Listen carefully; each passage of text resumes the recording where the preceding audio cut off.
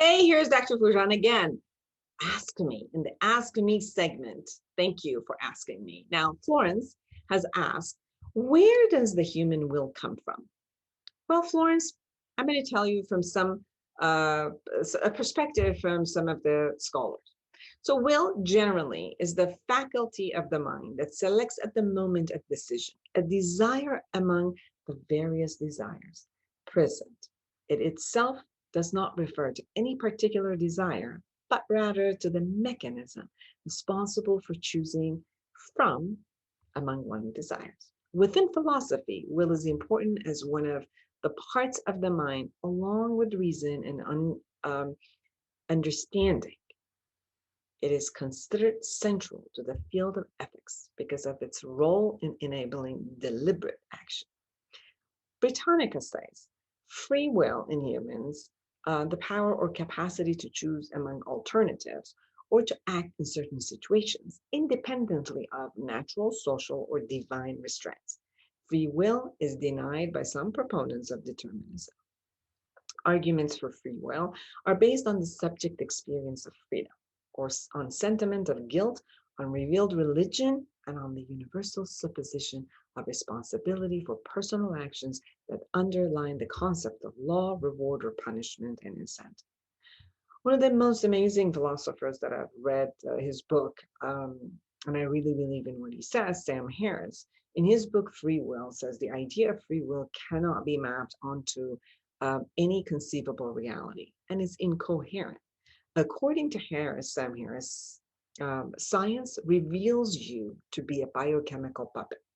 People's thoughts and intentions emerge from background causes of which we are unaware and over which we exert no conscious control. Every choice we make is made as a result of preceding causes. These choices we make are determined by those causes and are therefore not really choices at all. Sam Harris also draws a distinction between conscious and unconscious reactions to the world. Even without free will, consciousness has an important role to play in the choice we make. Harris argues that this realization about the human mind does not undermine morality or diminish the importance of social and political freedom, but it can and should change the way we think about some of the most important questions in life.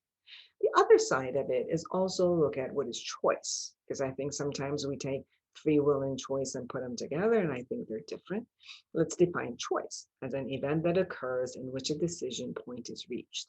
Regardless of how many apparent choices one has, they always reduce to one decision. In addition, we may recognize that certain choices may eliminate other choices from further consideration of selection. So but the actual conversation of free will and choice becomes we are born into certain parameters that you don't have a choice beyond those parameters. So therefore, the concept of free will as if I have the will to change anything does not appear biologically accurate.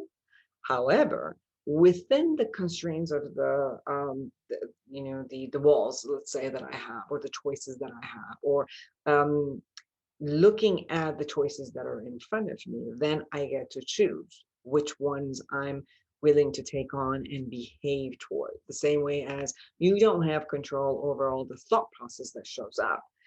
That's not in your control. You can't tell yourself, I'm going to will myself in order not to have them. You can't, they just show up. However, you do have a choice based on what shows up and which one of them you can continue thinking about or you can act on them. So that's how the distinctions that I understood from all of these philosophers and I've experienced in my own life. So I hope I answered your question, Florence, and everyone else who had it.